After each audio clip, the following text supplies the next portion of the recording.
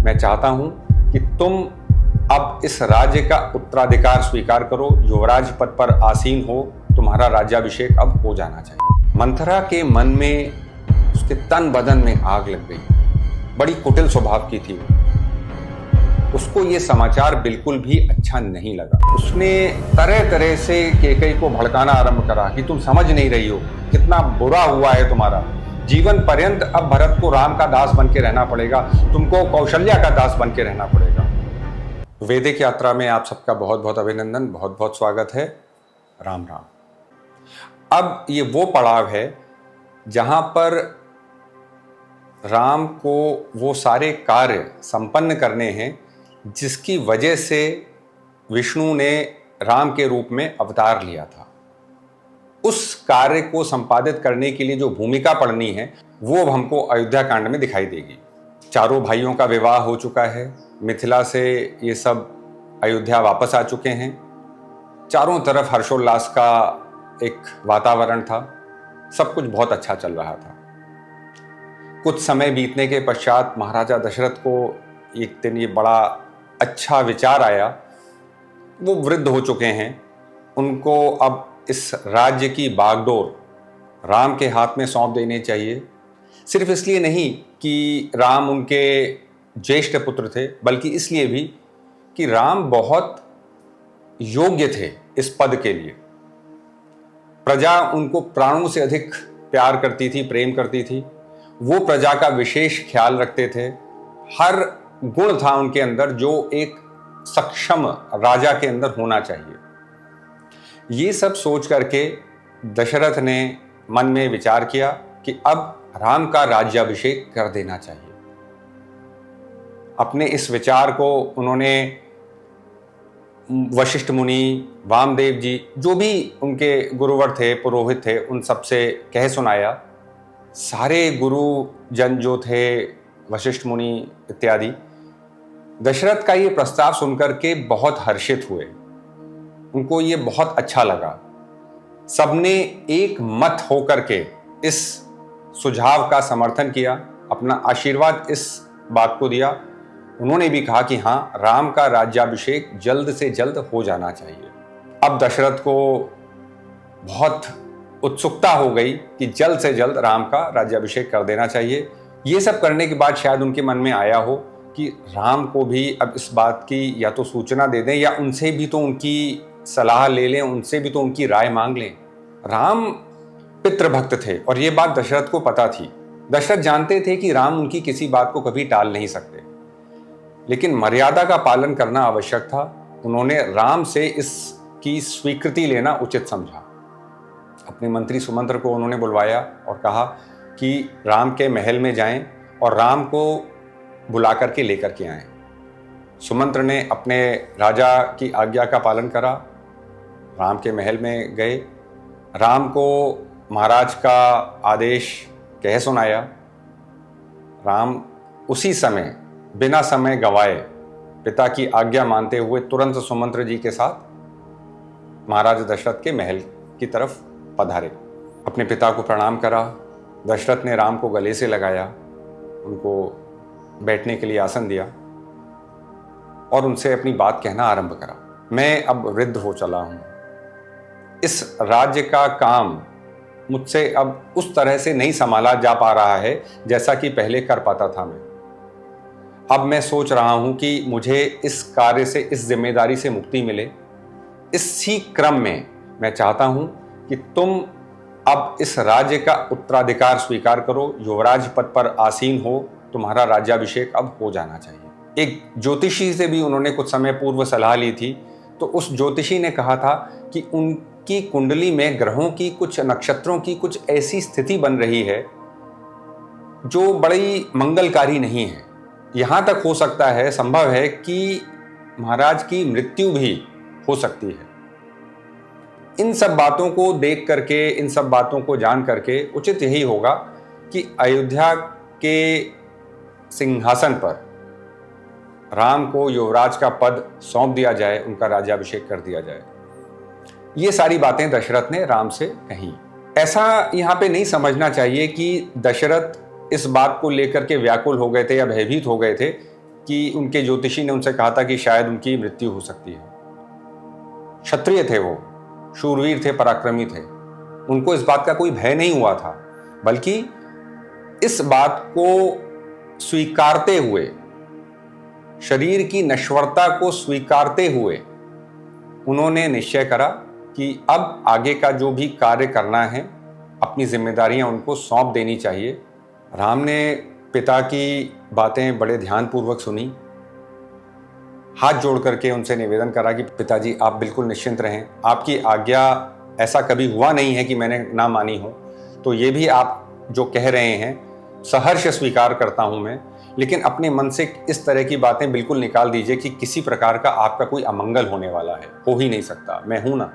राम की बात को सुनकर के दशरथ को बड़ा हर्ष हुआ।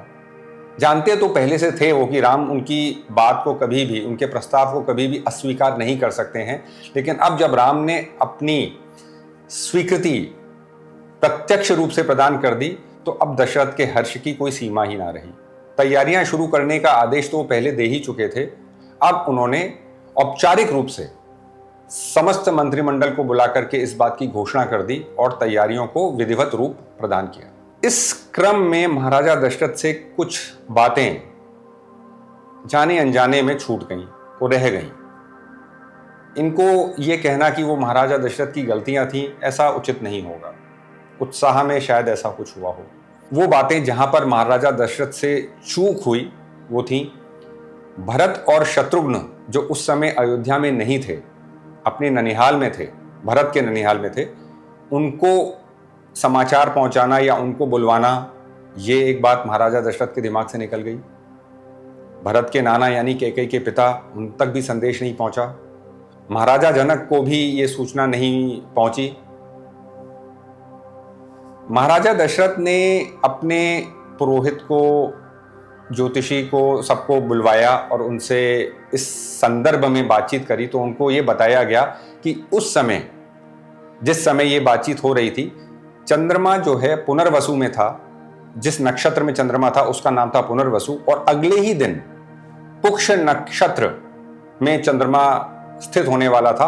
और ये पुष्य नक्षत्र जो है बहुत ही मंगलकारी और अत्यंत शुभ मुहूर्त होता है किसी भी अच्छे काम को करने के लिए।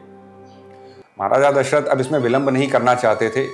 इस पुण्य कार्य को संपन्न करने के लिए उन्होंने ऐसा निर्णय करा कि कल के कल ही राम का राज्याभिषेक कर दिया जाएगा, इसमें अब समय गंवाने की कोई भी जरूरत नहीं है। राज्याभिषेक अपने आप में एक बहुत विलक्षण, महत्वपूर्ण अनुष्ठान जैसा ही होता है, बहुत बड़ा कार्यक्रम होता है। महाराजा दशरथ ने वशिष्ठ मुनि से आग्रह करा कि राम को जाकर के समझा करके आए, निर्देश देकर के आए, उन्हें किस प्रकार से अपने आप को, अपनी पत्नी सीता को तैयार करना है इस अनुष्ठान के लिए। वशिष्ठ मुनि ने सहर्ष स्वीकार करा महाराज दशरथ की इस बात को। राम के महल में गए, राम ने आदर पूर्वक उनका सत्कार करते हुए उनको उचित आसन प्रदान करा, उनकी चरण वंदना करी। वशिष्ठ मुनि ने बड़े प्रेम पूर्वक उनको सारी बातें विस्तार से समझाईं, कैसा उनको आचरण करना है, किस प्रकार का उपवास करना है। राम ने सीता के साथ सारी बातें बड़े ध्यानपूर्वक सुनी, उनका पालन किया।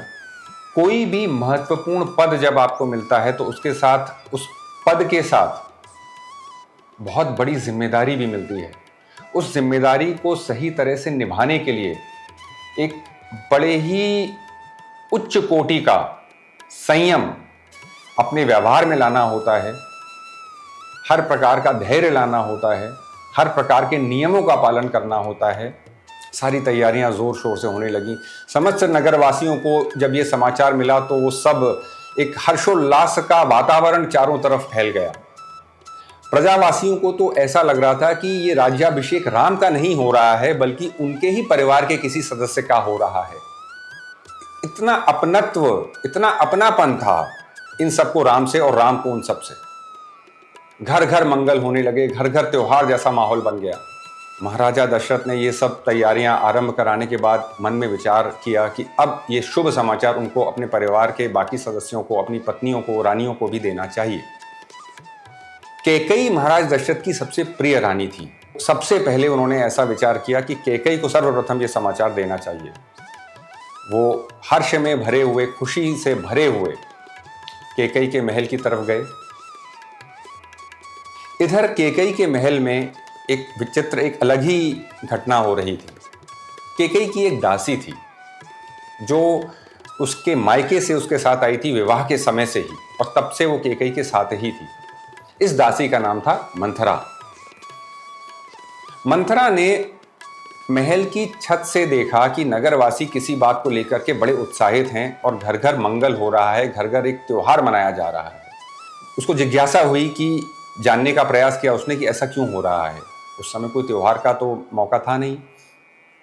तब उसको पता चला कि महाराजा दशरथ ने राम का राज्याभिषेक करने की घोषणा कर दी है और इसी बात को लेकर के प्रजावासी बहुत ही उत्साहित हैं, आनंद में हैं।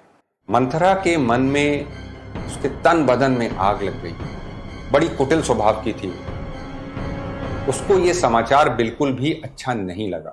कलपती हुई, अपनी छाती पीटती हुई तुरंत वो कैकेयी के कक्ष में पहुंची। कैकेयी उस समय विश्राम कर रही थी, सो रही थी। उसने कैकेयी को हिला करके जगाया, तुम यहां पर सोई पड़ी हो और उधर महाराजा दशरथ ने तुम्हारा सारा संसार लूट लिया है, तुम्हारे साथ धोखा किया है। कैकेयी हड़बड़ा करके उठी। उसने पूछा मंथरा से कि क्या हो गया, तुम इतनी परेशान क्यों हो, मुझे बताओ तो सही। मंथरा ने कहा कि महाराजा दशरथ ने कुटिलता पूर्वक जो सिंहासन जिस पर भरत को आसीन होना चाहिए था, कुटिलता पूर्वक षड्यंत्र के तहत राम को सौंपने का विचार बना लिया है और उनके राज्याभिषेक की घोषणा कर दी है और ये कल ही होने वाला है। कैकेयी को जब ये समाचार मिला तो वो बहुत प्रसन्न हुई। राम से विशेष स्नेह था उसको, बहुत प्रेम करती थी कैकेयी राम से, शायद अपने पुत्र भरत से भी ज्यादा। उसको बहुत सुख मिला ये जान करके। उसने मंथरा को गले से लगा लिया। तुझसे बड़ा तो मेरा कोई हितैषी हो ही नहीं सकता जिसने इतना शुभ समाचार मुझे दिया है। मंथरा ने जब कैकेयी की ये दशा देखी तो वो तो और भड़क गई। उसने तरह तरह से कैकेयी को भड़काना आरंभ करा कि तुम समझ नहीं रही हो, कितना बुरा हुआ है तुम्हारा। जीवन पर्यंत अब भरत को राम का दास बन के रहना पड़ेगा, तुमको कौशल्या का दास बन के रहना पड़ेगा। इस सिंहासन के असली उत्तराधिकारी तो भरत ही हैं। महाराजा दशरथ ने कुटिलता पूर्वक ये कृत्य कर दिया है और तुम यहाँ पे प्रसन्न हो रही हो, ये कैसी बातें हैं। तरह तरह से उसने कैकेयी को भड़काना आरंभ करा, भड़काती ही रही। सत्संग की महिमा इसीलिए बताई गई है हमारे शास्त्रों में। एक घड़ी आधी घड़ी, आधी में पुनियाद, तुलसी सुमिरत राम को कटे कोटि अपराध। कहने का मतलब कि थोड़े समय के लिए भी यदि कोई किसी अच्छे व्यक्ति की संगति में आ जाए तो उसके बहुत से अपराध खत्म हो जाते हैं। और इसके विपरीत यदि आप किसी दुष्ट चरित्र वाले व्यक्ति के साथ संगति कर लेते हैं, उसकी सलाह मानना शुरू कर देते हैं, तो उतने ही कम समय में आपके सारे पुण्य भी नष्ट हो जाते हैं। कैकेयी के साथ भी वैसा ही हुआ। मंथरा की बातों का अंत में उसके ऊपर प्रभाव पड़ना आरंभ हो गया। उसकी भी बुद्धि, उसकी भी मति फिर गई। देव प्रभाव से हुआ ऐसा, ये हमको पता चलता है बाद में कि देवताओं ने सरस्वती जी से आग्रह किया था कि वो जाकर के कैकेयी की मति फेर दें, बुद्धि फेर दें, जिससे राम को वनवास हो सके और राम को वनवास होने की वजह से ही देवताओं के कार्य सिद्ध हो सके थे। ये सब हमने आगे जाकर के देखा था। दशरथ का, कौशल्या का, सुमित्रा का क्या हाल होता है, गुरुवरों का क्या हाल होता है, इसके बारे में हम जानेंगे अगले प्रसंग में। हमारे साथ बने रहने के लिए आप सबका बहुत बहुत अभिवादन, बहुत बहुत धन्यवाद। राम राम।